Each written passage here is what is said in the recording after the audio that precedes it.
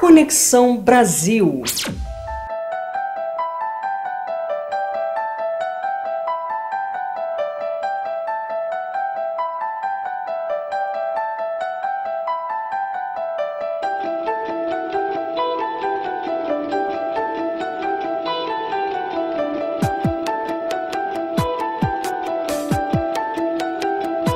O programa Conexão vai conversar com Flávio Duncan.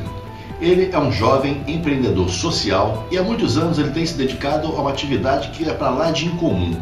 Ele passa noites, madrugadas nas ruas, fazendo contato, fazendo cadastramento de uma população de rua. Meninos de rua, população, adultos de rua, pessoas que têm problemas mentais, enfim, toda a gama de pessoas que vivem nas ruas, vivendo das ruas. E a gente trouxe o Flávio aqui para a gente conversar sobre um dado muito interessante, para não dizer muito preocupante, que talvez seja o termo correto, que foi o registro de morte de 167 pessoas que viviam nas ruas em todo o Brasil no período de 11 meses. E o que choca, na verdade, nesse número, mais do que o número frio, é que essas pessoas simplesmente não comovem a sociedade brasileira. A população brasileira não se dá conta disso. As pessoas que vivem nas ruas estão sendo queimadas, assassinadas, estão desaparecendo, estão tendo mortes cruéis, bárbaras, e isso parece não comover. E Flávio, com certeza, é a pessoa para poder falar muito sobre isso com a gente. Flávio, o que está acontecendo nas ruas? Boa tarde. Boa tarde.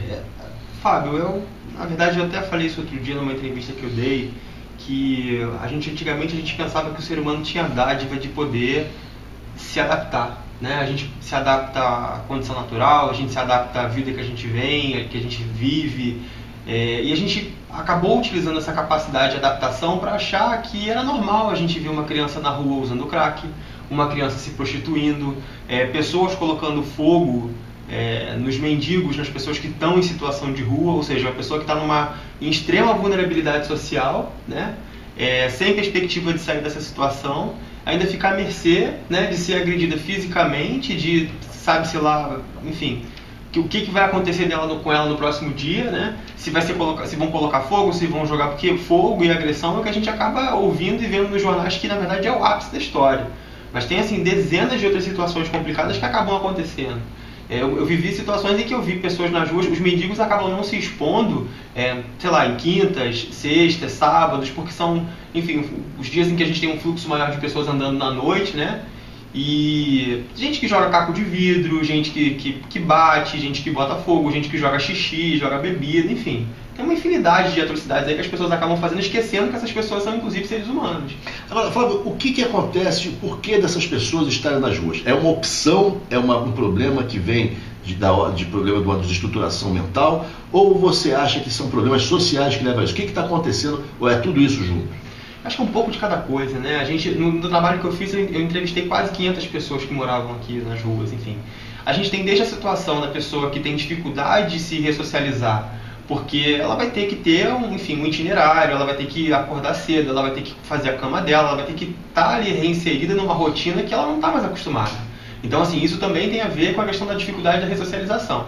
Fora isso, a gente descobriu aí nessa pesquisa que 80%, 90% dessas pessoas são pessoas que têm aí o problema do vício narcótico e vício alcoólico, né? Infelizmente, hoje nos abrigos a gente não tem estrutura, eu vivo dizendo isso para as pessoas, para poder tratar essa desintoxicação das pessoas. Não adianta pegar uma pessoa, dezenas de pessoas, e colocar essas pessoas num abrigo, né, sem possibilidade de tratamento, porque é um umbral. Você vai juntar todo mundo, vai tirar eles ali da mídia, do itinerário da classe média, né, da imprensa, né, vou levar eles para esses abrigos distantes aí do itinerário da Zona Sul, que é impaciência, enfim.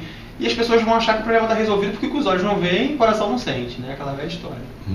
Agora, o Flávio, interessante também, porque o Flávio é, na verdade, um candidato brasileiro ao Prêmio Nobel da Paz. Pois é. Né? E é muito interessante isso, porque, na verdade, essa disputa dele pelo prêmio, independentemente dele vir a conquistar, e a gente espera muito que ele conquiste, vai servir com certeza para chamar a atenção do mundo para esse problema do Brasil.